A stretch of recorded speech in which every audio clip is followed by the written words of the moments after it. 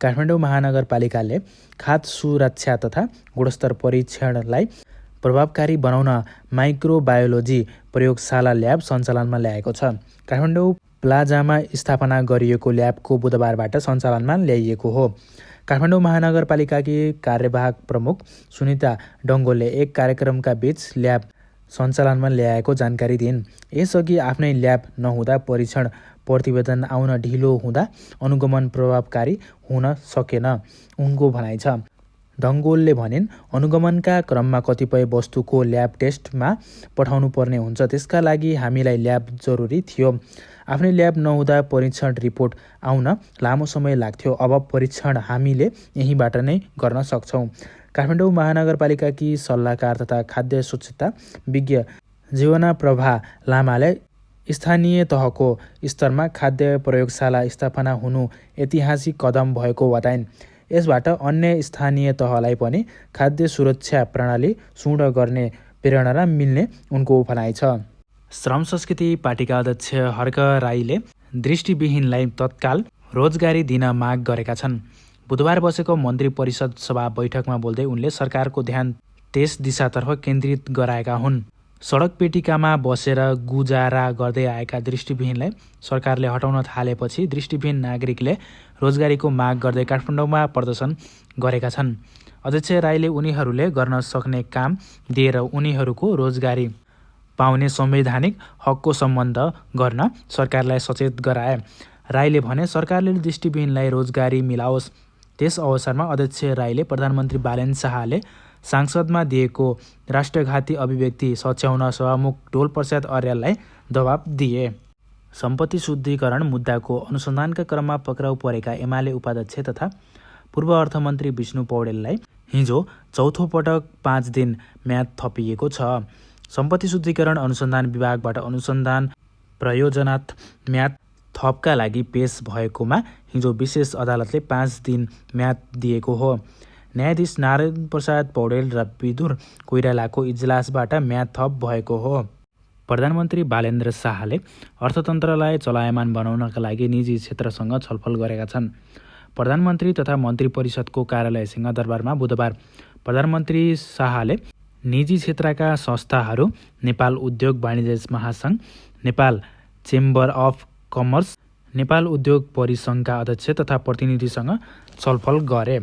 लगानीको वातावरण सुधार तथा निजी क्षेत्रको मनोबल उकास्ने विषयमा प्रधानमन्त्रीले निजी क्षेत्रसँग विस्तृत छलफल गरेका थिए। प्रधानमन्त्रीसँगको भेटपछि सञ्चारकर्मीसँग कुरा गर्दै नेपाल चेम्बर अफ कमर्सका अध्यक्ष कमलेश कुमार अग्रवालले अर्थतन्त्र सुस्ता हुनुको कारण उत्पादनमूलक उद्योग, विस्तृत रोजगारी सिर्जना, प्राकृतिक स्रोतको उपयोग तथा निजी क्षेत्रका व्यवहारिक समस्याबारे व्यापक छलफल भएको जानकारी दिए।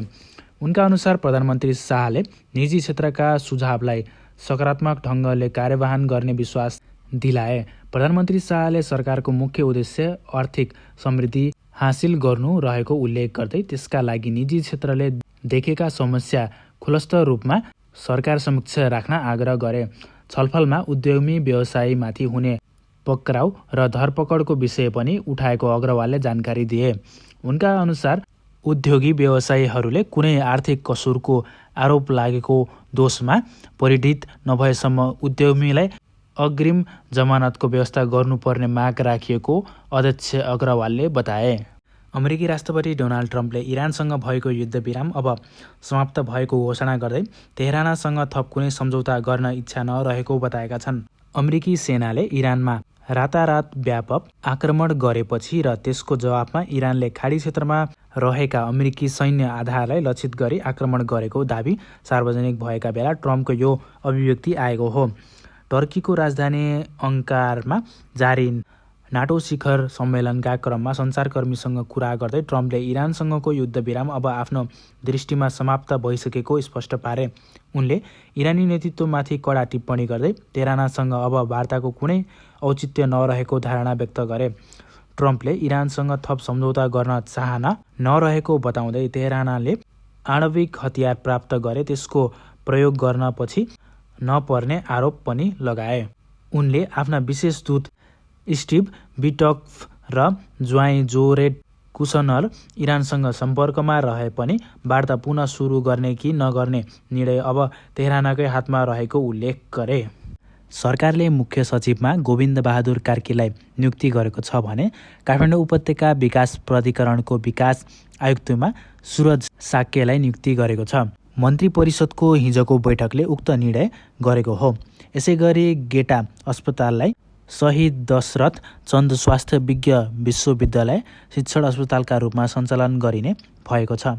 सरकारका प्रवक्ता एवं शिक्षा तथा खेलकुद मन्त्री सस्मित पोखरेलका अनुसार बैठकले विदेशी शैक्षिक कार्यक्रम सञ्चालन र नियमन 2083 स्वीकृत गरेको छ। यसैगरी शैक्षिक परामर्श, भाषा शिक्षण तथा तयारी कक्षा सञ्चालन र व्यवस्थापन नियमावली 2083 स्वीकृत भएको छ। बैंकले कारागार नियमावली 2083 मानव अधिकार सम्बन्धी 6औं राष्ट्रिय कार्ययोजना र भ्रष्टाचार विरुद्धको दोस्रो राष्ट्रिय रणनीतिक योजना स्वीकृत गरेको छ। राष्ट्रिय प्रजातन्त्र पार्टी राप्रपा सङ्घीय दलका नेता ज्ञानबहादुर शाहीले प्रधानमन्त्री बालेन शाहले ट्राफिक नियम उल्लङ्घन गरेको दावी गर्दै तत्काल कारबाही गर्नुपर्ने माग गरेका छन्।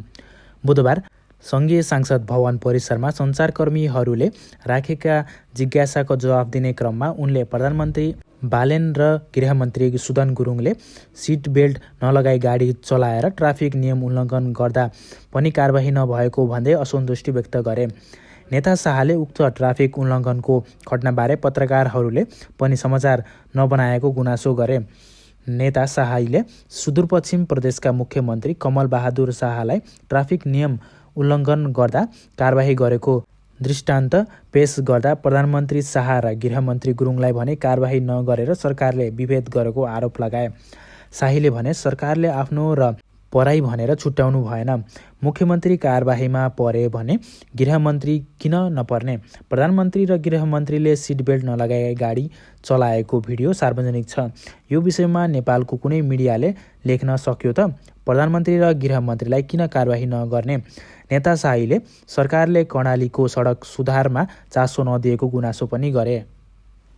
ऊर्जा जलस्रोत तथा सिँचाइ मन्त्री विराज भक्त श्रेष्ठ र संस्कृति पर्यटन तथा नागरिक उड्डयन मन्त्री खड्काराज पौडेलले हिजो प्रधानमन्त्री तथा मन्त्री परिषदको कार्यालय अन्तर्गत सञ्चालित हेलो सरकार शाखाको अवलोकन तथा निरीक्षण गरेका छन्। प्रधानमन्त्री तथा मन्त्री परिषदको कार्यालयमा मन्त्री परिषदको बैठकपछि प्रधानमन्त्री बालेन्द्र शाहका राजनीतिक सल्लाहकार असीम शाहसँगै हिजो मन्त्रीदीत श्रेष्ठ र पौडेलले हेलो सरकार शाखाको अवलोकन गर्दै गुनासो व्यवस्थापन प्रणाली, सेवा प्रवाह र गुनासो फछ्यौटको अवस्थाबारे जानकारी लिएका हुन्। अवलोकनका क्रममा दुवै मन्त्रीले हेलो सरकारमा आउने नागरिकका गुनासोबारे चासो व्यक्त गर्दै सम्बन्धित मन्त्रालयले गुनासो समयमै सम्बोधन गर्न तत्पर रहेको बताए। उनीहरूले नागरिकका प्रत्येक गुनासाप्रति गम्भीर हुन र प्रभावकारी समन्वयका साथ काम गर्न कर्मचारीलाई निर्देशन दिए। उनीहरूले गुनासोको सङ्ख्या बढ्दै जानुले वर्तमान सरकारप्रति नागरिकको विश्वास बढेको उल्लेख गर्दै प्राप्त गुनासो समयमै फछ्यौट गर्न कार्यलाई उच्च प्राथमिकतामा राख्नुपर्नेमा जोड दिए।